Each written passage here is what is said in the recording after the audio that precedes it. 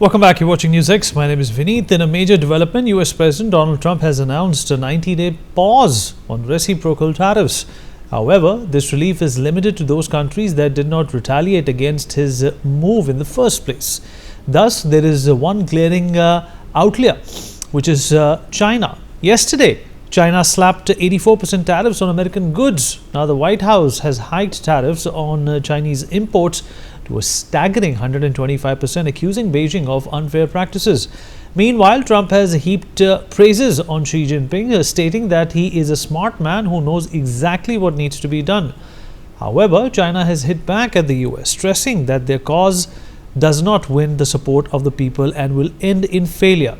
Even so, amid an all-out US versus China trade war, global markets have recovered today. From the US to Europe to Asia, indices across the world are in the green. The steep rise in stocks today is in sharp contrast to the trends witnessed over the last 2 weeks. This all brings us to ask if the tariffs were a temporary negotiating tactic, or are they here to stay? And what next in the US versus China trade war? Can we expect there will be global recession now? Will there be global supply chain disruptions and destruction? And are all consumer goods going to become expensive is the big question. We'll talk about this with our guest. Joining us on the program is Mr. Andrew K.P. Leung. He's an independent China strategist. He's joining us from Hong Kong. Dr. Sharat Kohli, senior economist, also joins us on the show to talk more about this. Mr. Andrew, I'll begin with you, sir. Well, it came as a shocker rather in the first place that Trump wanted to have these reciprocal tariffs. But why not? That was the part of his manifesto. That was the part of that big gig we call Make America Great Again. Now, the way he has in fact taken back these tariffs for 90 days is also indicative of the fact that a lot of Republicans within his party were upset. The market lost close to $19 trillion in just those 2 weeks. Do you think this 90-day pause is enough for people to forget and Donald Trump to not bring up the reciprocal tariffs again? And also, how do you think China is going to continue with this impossible situation? Well, first of all, you've got to understand what tariffs mean for President Trump. He thinks tariffs is a beautiful weapon to make America great again, and trying to bring jobs back to the United States, and trying to reduce the two deficits, at least the trade deficit, by lumping tariffs on all Americans' trade partners, regardless of whether they are Americans' friends or allies or not.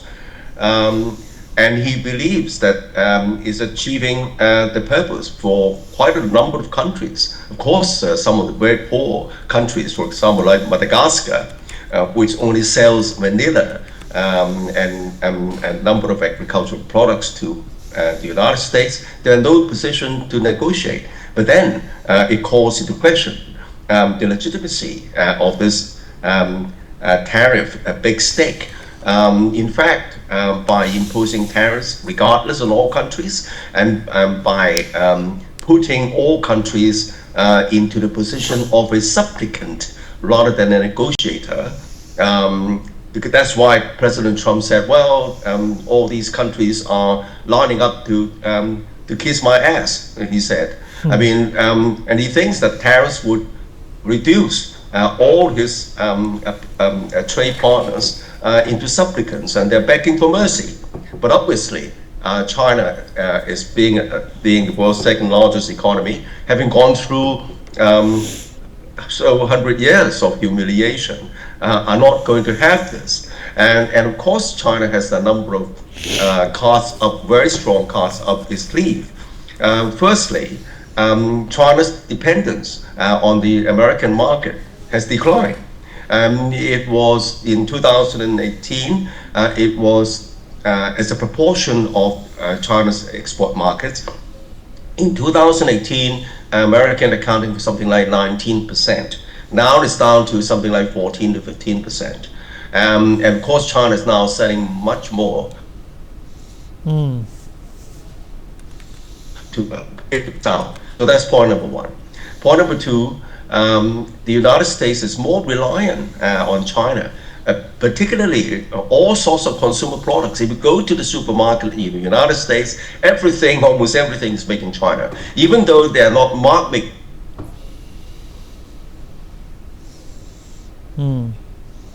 So there seems to be a network issue with your connection. Let me rope in Dr. Sharath Kohli into this conversation as well. Dr. Kohli, in all seriousness, is this an embarrassing situation for Donald Trump? To me, it doesn't look a premeditated action. In fact, it seems as if though he did not think through the implications of these tariffs, initiated them, in his gust of jingoism, and then when things actually hit the fan, he realized that this is not going exactly how I had planned it. How embarrassing is this for the American president, and is this also exposing in a way that the Americans really don't know what they're talking about? It's a consumer-based economy, Dr. Kohli. Good evening, Vineet. Good evening to my fellow panelists and the Newsx viewers. I really don't think President Trump is embarrassed. I don't think embarrassment comes in his dictionary, because he's often seen, taking back words, taking back decisions. He's very unpredictable. You don't know what he does in the morning, and the same evening, he might switch. Well, I think he quite did not expect that probably China is going to retaliate in that way when he used the term that somebody came to kiss my A. I'm not going to use that word on the channel, obviously. So I think that thinking is not diplomatic by any means, because if America thinks that, you're bossing around the world because of being the largest economy, I think President Trump is living in probably 100 years before. He's living in ancient age. The world today is a different place altogether. The world today does not depend on America. There was a time probably when everybody depended on America and was standing with folded hands in front of America. I think we've come a long way since there. President Trump probably, regretfully, I would say, he's stuck there, and he probably feels that if I use this as a weapon, and as Andy rightly said, everybody would probably come and beg before me.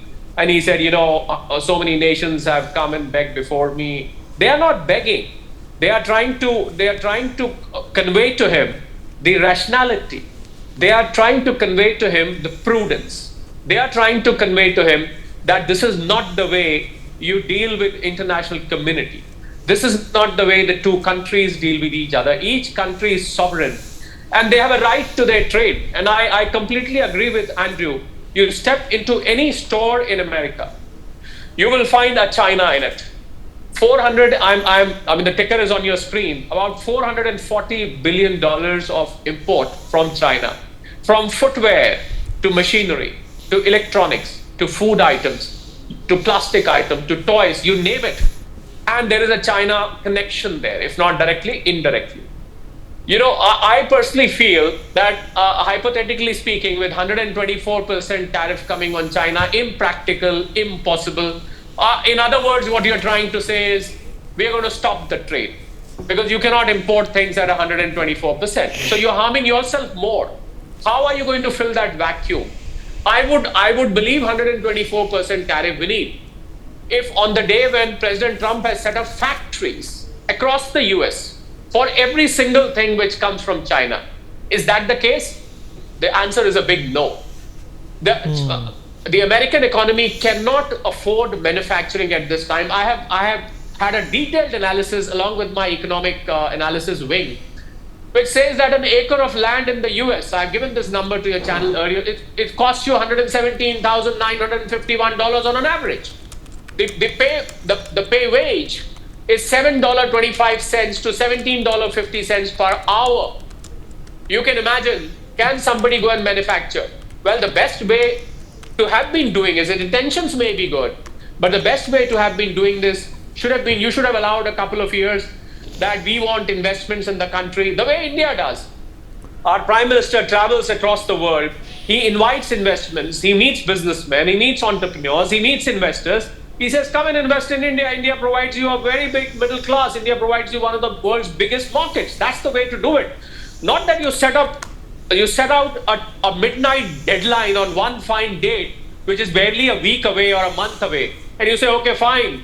Either bend down, you put a gun on somebody's head and say, okay, you bend down, or I'm going to stop all this or impose tariffs. I'm sorry. I'm sorry to say America would be a bigger loser than China in this regard. Will be a very big loser because either there's going to be shortage of commodities, and we are noticing that. I was speaking to a friend of mine who's in Texas, another friend of mine who's in Chicago, and he says some of the grocery stores around his place have run empty because people have started collecting the stuff, because a lot of the stuff was coming from China, and they know that when they go there after a week, it's going to be double the price or maybe even more. So Right. they started storing it, that till the time President Trump settles down, let us store some stuff in our house. And these items, when I asked them to name the items, they were practically everything that a grocery, a supermart, or something would carry. I think it cannot run this way. You are either going to run short of goods, or you're going to fuel inflation in the country, because if you keep importing at these. So I have a feeling he was using this as a pressure tactic. He was trying to see that, let me give a deadline, let me see how many countries come forward, let me see how many come and kiss my A, or whatever, whatever he wanted to say.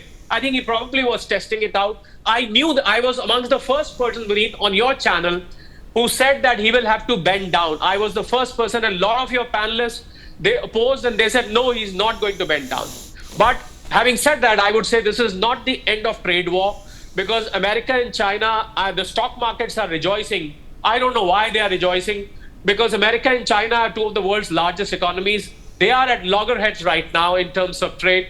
And America and China being in the thick of trade war, the stock markets do not have enough reason, if not all the reason, enough reason to rejoice. But since they were in an oversold territory, they are probably trying to make a comeback, a rebound, which is short covering and a big relief for the market, nevertheless. But then the trade war is far from over. Right. I really don't think President Trump is going to go back from here. Okay.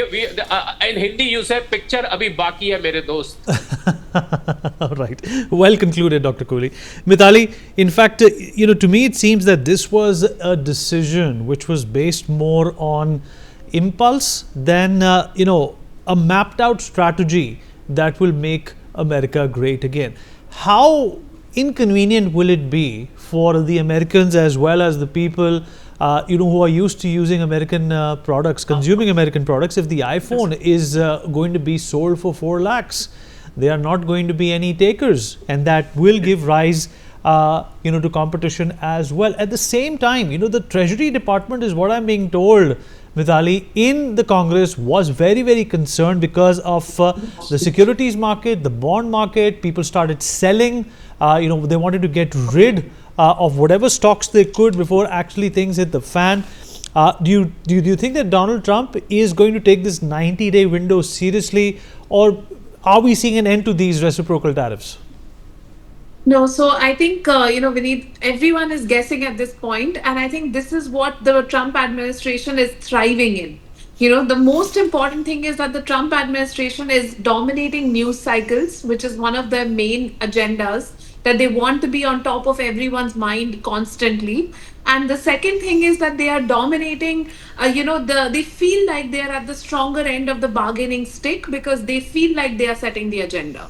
But here I'm using the term feel like they are setting the agenda, because I think the rest of the world has understood, even the staunchest allies of the US have understood, that the US is at this point in time acting in a manner where it's only looking out for not only the interests of the American people. Actually, they are not doing that. They are only looking at the interests of a certain group of people within the US. And there are, in fact, so many protests happening in cities across the US, because people are understanding that if tariffs go through, and like Sharadji rightly said, it's, the 50% was dangled earlier to make 10% look a little bit smaller. But 10% is still a very large number. And it still makes the US the most tariffed industrial economy in the world. So So it still has, the US still has the highest trade barriers of any other industrial economy in the world. So today, even with a 10% tariff, it is extremely expensive to export to the US. It is extremely difficult to do business with the US. And all of this conversation that we've been having for the last 20 years, that, countries should open their economies, countries should open their agriculture sectors, countries should open their even nascent industrial sectors to, where goods should be flooded from developed economies to developing economies when they can't compete. All of those arguments now hold no water when the US feels threatened by a Lesotho, right? It just does not make sense. So at this point in time, I believe that there are three things which are very important for any country that is going to negotiate with the US, and there will be countries that will want to negotiate with the US, including India. But at the same time, we have to have a very strong national interest in that negotiation. We have to go from a position of strength. Any emerging economy also has to go from a position of strength and say, we can offer you A, B, C. What can you offer us in a genuine way? And have that kind of a, partnership amongst equals. We cannot look at the US now as an economy that's going to nurture other economies as it has done to some extent in the past. While also benefiting from that relationship, it has created a lot of goodwill and supply chains across the world. Today, it may not want to take that role, and therefore countries have to negotiate in national interest. All right, great points there. Dr. Bharat, can you hear me, sir? Dr. Bharat? Yes. Dr. Bharat, if this was such a great idea, why do you think none of the presidents before Donald Trump implemented it? Here is a situation. Let me give you a little different perspective. We might differ about how it should be tackled, but people should realize that USA has a serious problem. In year 2024, the trade deficit was around $980 billion. The current account deficit was almost $1 trillion. No country can survive ongoing deficit of almost $1 trillion every year. As some of my panelists pointed out, a lot of consumer goods in USA are either made in China, some in India, Mexico, you name it. So he realized that the industrialized economy in USA is going down. In 1930s, USA had 40% economy as a manufacturing economy. Now it's down to about 10%. So what Trump is thinking, and many of the conservatives, how do we increase industrialized economy in USA? Now there are different trade barriers that are laid down by different countries to try to protect themselves. True, everybody is trying to look at their own national interest, but now Trump is asking, what about the national interest of USA? For example, if you export rice from USA to India, there is a 70% duty. But when basmati rice is imported from India into USA, it's only 2.5% duty. So he's trying to level the playing field. Now, could it have been done in somewhat different way or more thoughtful way? I think we agree to that it could have been done in a more thoughtful way. But this is a problem that had to be addressed, that USA cannot become a nation of debtors where everybody is selling into the USA. USA is piling up trade deficit of almost $1 trillion a year. It has become a non-manufacturing or meagerly manufacturing economy. It's true that it's cheaper to make the goods abroad. So either you bring down the value of the dollar. I mean, if the US dollar was to become about 50% value as compared to other currencies, yes, it will solve the problem. But doing anything suddenly invites a lot of economic uncertainties, a lot of economic fallout, and that's what we saw in last 1 week. So he should have thought of to try to gradually do something, make a good plan with his economic advisors, and not try to use it simply as an overnight tool to impose 124% duty. Now with China, it's not only an economic issue, it's also a national security issue because China tries to manipulate the things and then try to increase its military strength. Now that has been the problem, and he sees that China as a political and military rival and does not want to see that United States is dependent on China for everything. We found out at time of crisis when we had the COVID situation that the supply chains were severely disrupted.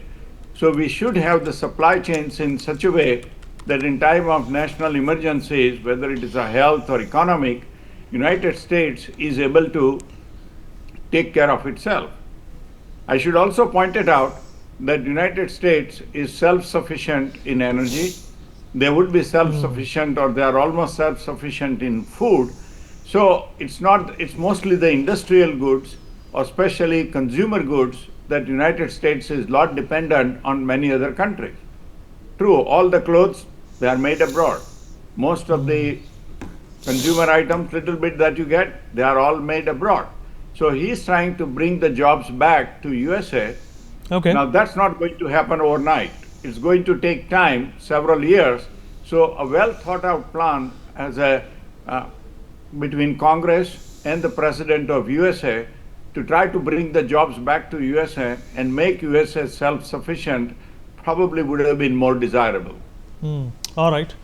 Dr. Kohli, what about the 26% reciprocal tariff that was imposed on India? How do you think that could have panned out had these measures not been paused? Well, 26% wasn't all that bad if you compared it with Vietnam, with Bangladesh, or China. with China for that matter, and with a lot of other countries. We were not in a bad. In fact, we were talking of something in economics. We call it as tariff arbitrage.